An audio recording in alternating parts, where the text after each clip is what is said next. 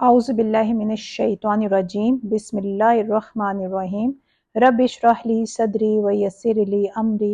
वहलुल उक़दतम मिन लिसानी यफ़क़हू क़ौली वजअल ली वज़ीरम मिन Ahli rabbi यस्सिर व ला तुअस्सिर व तम्मिम बिल खैर व बिका नस्तईन रब्बि ज़िदनी इल्मा। अस्सलामु अलैकुम व रहमतुल्लाहि व बरकातुहू। अल्हम्दुलिल्लाह, हम सूरह बकरा के 4 रुकू कवर कर चुके हैं और उन 4 रुकू में ऑलमोस्ट हमने क्या पढ़ा कि इस 4 रुकू में अल्लाह ताला ने तमाम इंसानों से खिताब किया है, जिसमें मुनाफिकीन भी हैं, मुत्तकी भी हैं, फासिक भी हैं और कुफार भी हैं। फिर अल्लाह ताला ने उन 4 रुकू में दावत तौहीद भी दी कि अल्लाह को एक रब मानो, उसका किसी को शरीक मत ठहराओ, तमाम कायनात को पैदा करने वाला अल्लाह की ज़ात है। फिर अल्लाह ने वहाँ पे हमें बताया कि इंसान की तख्लीक कैसी हुई, फिर इंसान को अहमियत दी गई उसको उसके इल्म की बिना पर, और अल्लाह ने इंसान के अंदर अपनी रूह फूंकी है, यानी इंसान को कितना अल्लाह ने प्रोटोकॉल दिया है कि तो बताया है कि तुम कितने ख़ास हो, बस तो सिर्फ तुम अल्लाह ही की इबादत करो, अल्लाह ही के हुक्म पर चलो। इसके साथ साथ अल्लाह ने हमें ये भी बता दिया, देखो तुम जा तो रहे हो दुनिया में, तुम्हें मैं अपना खलीफा बनाकर भेज रहा हूँ, लेकिन बहुत एहतियात से कि वहाँ तुम्हारे दुश्मन भी हैं। अल्लाह ने पे शैतान से बचने का भी हुक्म दिया। अब ये 4 रुकू तो ऑलमोस्ट अल्हम्दुलिल्लाह हमारे कवर हो चुके हैं। अब जो रुकू नंबर 5 है ना, 5 से ऑनवर्ड आई थिंक 14 रुकू तक बनी इसराइल से अल्लाह ताला ने खिताब किया है। कहीं कहीं ईसाई भी होंगे, कहीं कहीं मुशरिकीन अरब की तरफ भी अल्लाह ताला अपने खिताब का रुख करेगा, और कहीं कहीं वो लोग भी होंगे जो हज़रत मोहम्मद सल्लल्लाहु अलैहि वसल्लम पर ईमान लेके आए। लेकिन ज़्यादातर जो खिताब है वो बनी इसराइल से है। अब ये जो आज मैं लेक्चर रिकॉर्ड कर रही हूँ ना, इसमें मैं आपको पहले बताऊंगी कि बनी इसराइल थे कौन, क्योंकि जब आपको कॉन्सेप्ट्स क्लियर हो जाएंगे ना बनी इसराइल का, बनी इस्माइल का, तो देखिए तब भी आपको आगे समझ आएगी कि अल्लाह ताला बनी इसराइल से क्या कह रहा है, बनी इसराइल थे कौन। तो आज इंशाल्लाह हम बनी इसराइल के से रिलेटेड ये टॉपिक को डिस्कस करेंगे कि थोड़ा थोड़ा आपको हिंट्स दे दूँ, थोड़ा सा आइडिया हो जाए। बहुत ज़्यादा डिटेल में तो नहीं जा सकेंगे, क्योंकि फिर आहिस्ता आहिस्ता जो फिर हज़रत यूसुफ अलैहिस्सलाम के किस्से आएंगे उनके, फिर वो वहीं पे उसके मुताबिक डिटेल बताऊंगी। लेकिन यहाँ थोड़ा सा आपको मैं बिल्कुल बेस बता दूँ कि आपको आइडिया हो जाए। अच्छा, बनी इसराइल, अब इसराइल कौन है? इसराइल के मायने है अब्दुल्ला, अल्लाह का बंदा, ठीक है। अब ये हज़रत याकूब अलैहिस्सलाम का लक़ब था जो अल्लाह की तरफ से उन्हें अता हुआ था। अब हज़रत याकूब कौन थे? देखिए, हज़रत इब्राहीम अलैहिस्सलाम के 2 बेटे थे। अच्छा प्लीज़ ये आपने पॉइंट्स को नोट करते जाना है, क्योंकि पूरे कुरान पाक में ना बार बार जब ये आएंगे तो आपको कॉन्सेप्ट्स यहाँ से क्लियर होंगे, तो आगे आपको समझने में बहुत आसानी होगी। हज़रत इब्राहीम अलैहिस्सलाम के 2 बेटे थे, इसहाक अलैहिस्सलाम और इस्माइल अलैहिस्सलाम। अब इसहाक अलैहिस्सलाम की वालिदा का नाम सारा था और इस्माइल अलैहिस्सलाम की वालिदा का नाम बीबी हाजरा था। यानी 2 बीवियां थी हज़रत इब्राहीम अलैहिस्सलाम की, और दोनों के फिर ये एक बेटा था। ठीक हो गया। अब देखिए हज़रत इस्माइल अलैहिस्सलाम, कि अब हज़रत इस्माइल अलैहिस्सलाम अल्लाह के हुक्म से ना हज़रत इब्राहीम अलैहिस्सलाम बीबी हाजरा को, और हज़रत इस्माइल अलैहिस्सलाम उस टाइम बहुत छोटे थे, उन्हें वो मक्का ले गए थे। उस टाइम मक्का कोई भी आबादी नहीं थी, कोई सहूलत नहीं थी जब हज़रत इब्राहीम अलैहिस्सलाम उनको छोड़ के जा रहे थे, क्योंकि अल्लाह ताला ने, ज़ाहिर है एक प्रॉपर अल्लाह ताला प्री प्लान्ड हर कुछ होता है ना, कि किस तरह फिर वहाँ पे आबादी होनी है, किस तरह वो सारा सिस्टम चलेगा। तो अल्लाह ताला ने हज़रत इब्राहीम अलैहिस्सलाम को हुक्म दिया और वो लेके चले गए। अब देखिए फिर अब वो नबी, अल्लाह को हुक्म आया और अपनी बीवी और छोटे से बच्चे को, अता कि बुढ़ापे में उन्हें ये औलादें मिली थी, तो खुद सोचे औलाद कितनी इंसान को अजीज होती है। वैसे तो नहीं हज़रत इब्राहीम अलैहिस्सलाम को अल्लाह का साथी कहते हैं, ये हज़रत इब्राहीम ही थे ना जिनका इतना जिगरा कि अल्लाह का एक हुक्म आया और उन्होंने सवाल नहीं किया, हज़रत बीबी हाजरा को और इस्माइल अलैहिस्सलाम को लेकर मक्का चले गए। जब वो वहाँ उन्हें छोड़ के जा रहे थे तो वो परेशान हो गई बीबी हाजरा, और वो पूछा उन्होंने कि آپ ہمیں یہاں کیوں چھوڑ کے جا رہے ہیں؟ یہاں تو کچھ بھی نہیں ہے ہمارے پاس تو تھوڑا سا پانی اور کچھ کھجورے ہیں، تو کیا آپ ہمیں اللہ کے حکم سے یہاں لے کر آئے ہیں؟ تو حضرت ابراہیم علیہ السلام بولے ہاں۔ تو اش ہے نا پھر ان کی بیگم پہ کہ وہ بی بی ہاجرہ نے اللہ کا حکم سن کے کہ اللہ کا حکم ہے وہ چپ کر گئی، انہوں نے کوئی اعتراض نہیں کیا، کیونکہ انہیں یقین تھا نا اپنے رب پر کہ اللہ ان پر کرم کرے گا۔ اور یہ دیکھیں انسان کے امتحانات اور ان پر پورا اترنا، الحمدللہ۔ اور آج ہم دیکھیں ہم پر تو آزمائش اس لیول کی آئی نہیں، پھر بھی ہر وقت ہم گلے شکوے کرتے رہتے ہیں، رونا دھونا مچائی رکھتے ہیں، کیونکہ آج دیکھیں ہم روٹی کپڑوں گھر سے نکل کر نا ہم دنیا داری پہ دکھاوے پہ آ گئے ہیں، آگے بڑھنے کی لالچ میں ہم آ گئے ہیں۔ زندگی کے لیے دیکھیں روٹی بھی بہت ہے، لیکن ہم لوگ 10 ڈشیں ہمیں چاہیے، اور وہاں دیکھیں بی بی ہاجرہ کو وہاں نہ پانی ہے نہ کچھ کچھ کھجوریں تھی تھوڑی سی، ظاہرہ جلدی ختم ہو گئی تھی۔ اب حضرت ابراہیم علیہ السلام تو چلے گئے اللہ کے حکم سے، تو حضرت اسماعیل علیہ السلام ذرا ایک وقت آیا، کھجوریں ختم، پانی ختم، وہ پیاس سے بلکتے رہے، روتے رہے، ایڑیاں رگڑتے رہے، اور حضرت بی بی فاطمہ وہ حضرت بی بی ہاجرہ جو تھی وہ صفا سے مروہ بھاگتے ہوئے پانی کی تلاش میں چکر لگاتی رہیں۔ ظاہر پانی وہاں کہاں سے آیا؟ جب حضرت نوح علیہ السلام کی قوم پر سیلاب کا عذاب آیا تھا نا تو تمام دنیا بہہ گئی تھی،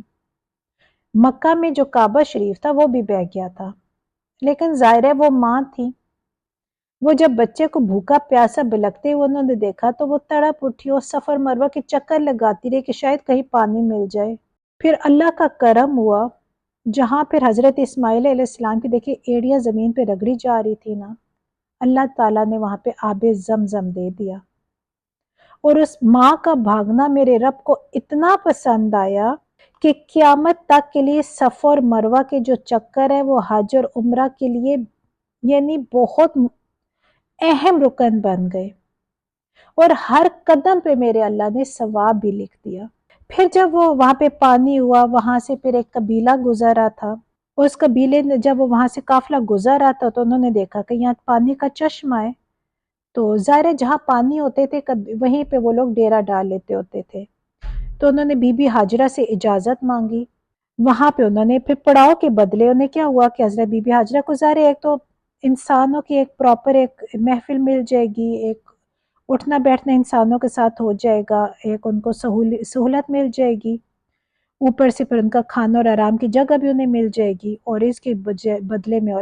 بی بی ہاجرہ نے انہیں وہاں پہ پڑاؤ کی اجازت دے دی۔ اب یہ قبیلہ جو تھا یہ قبیلہ جرہم تھا، اللہ نے پھر انہی قبیلے رشتے سب اللہ تعالیٰ نے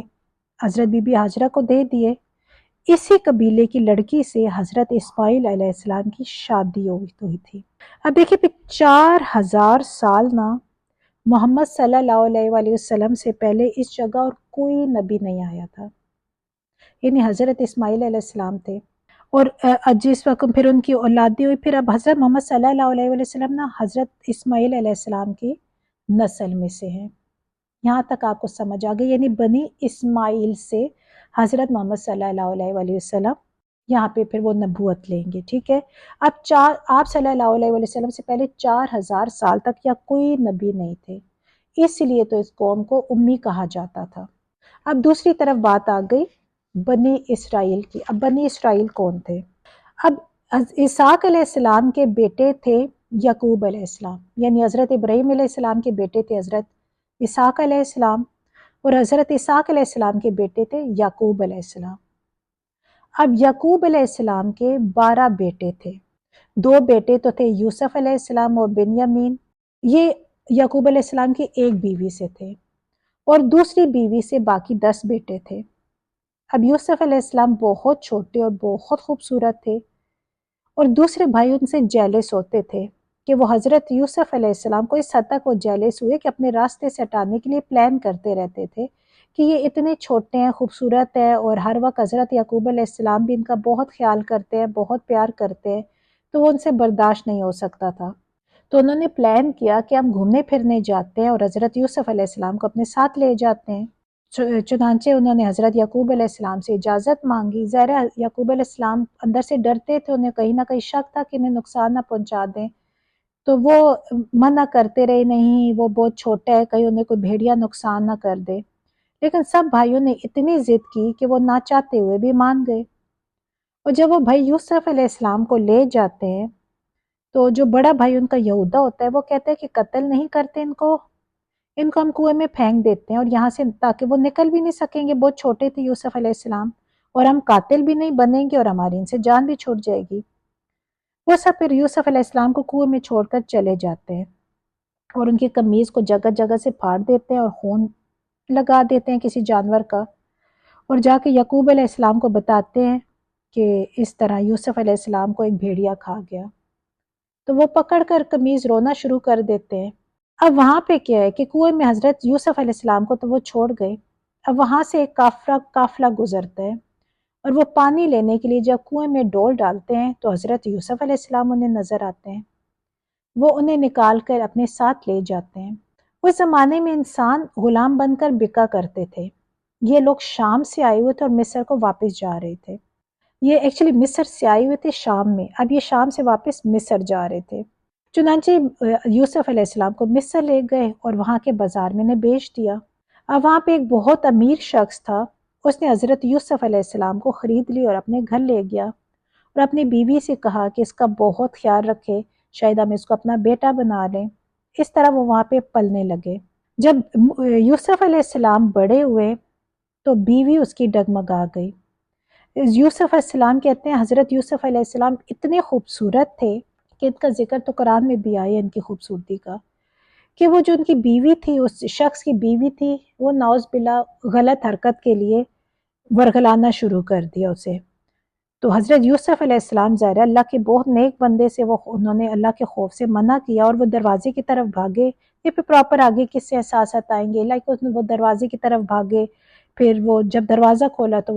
وہ شخص کھڑا ہوا تھا جس نے پالا ہوا تھا، پھر وہ عورت مکر گئی، وہ جھوٹ بولنا شروع ہو گئی اور حضرت یوسف علیہ السلام کو جیل میں ڈال دیا۔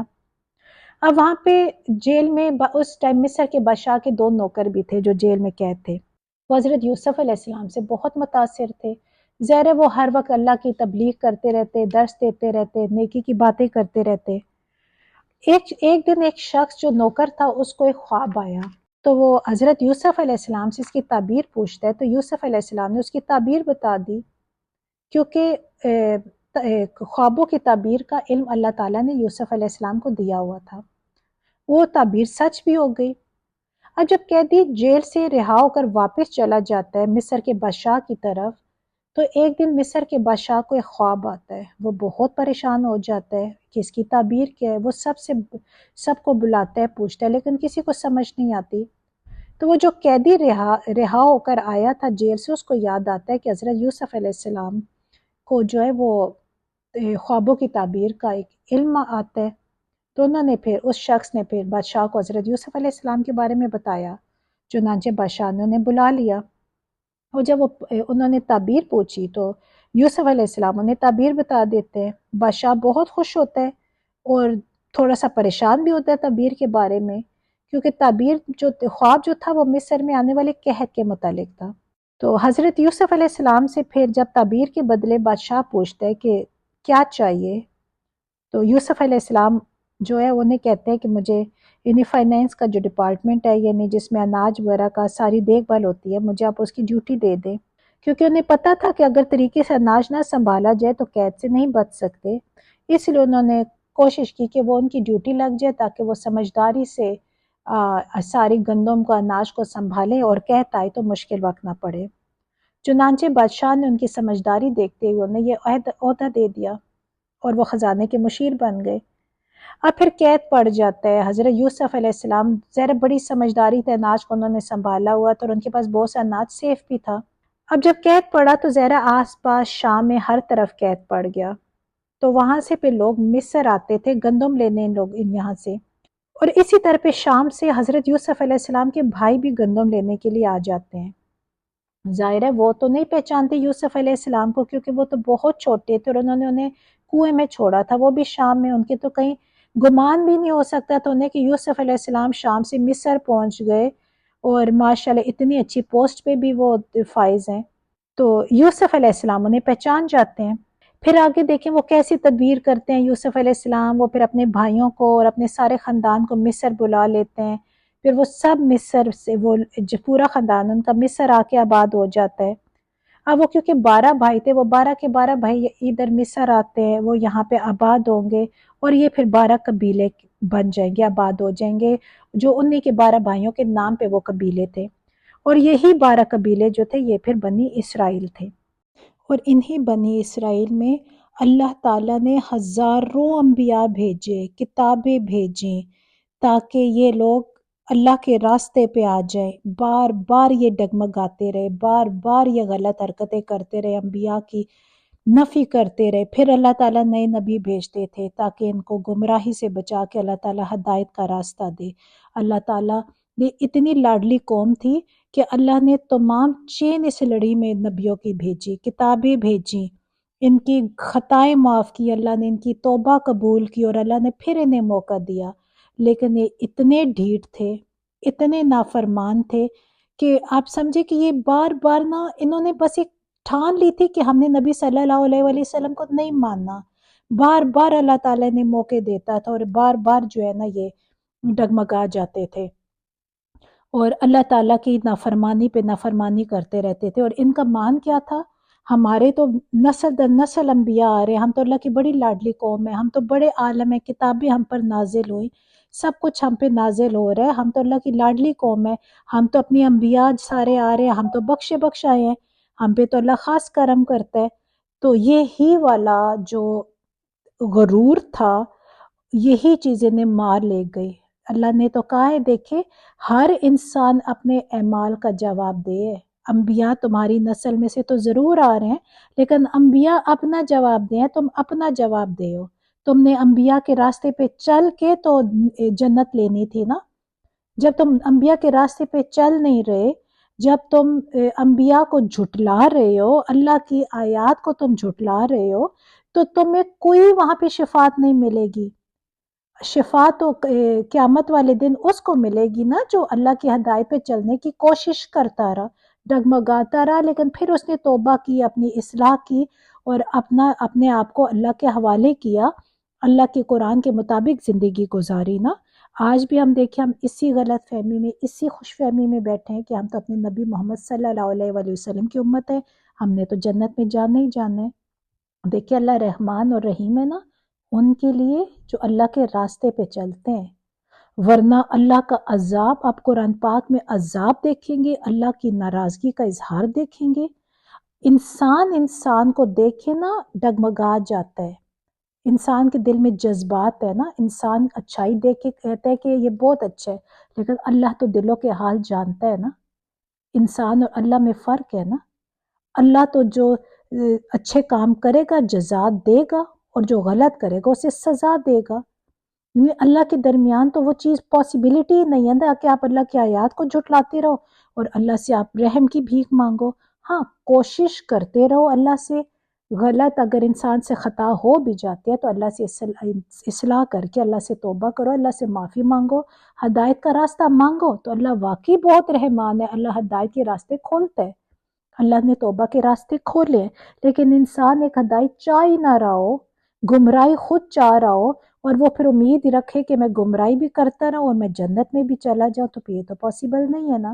اللہ سے دعا ہے کہ اللہ تعالی ہمیں ان نیک بندوں میں شامل کرے جو اللہ اور اللہ کے رسول کے بتائے ہوئے طریقوں پر اپنی زندگی گزارتے ہیں اور سر اٹھا کر دنیا میں بھی زندگی گزارتے ہیں، اور الحمدللہ جنت ان کا ٹھکانہ بنتی ہے۔ السلام علیکم ورحمۃ اللہ وبرکاتہ۔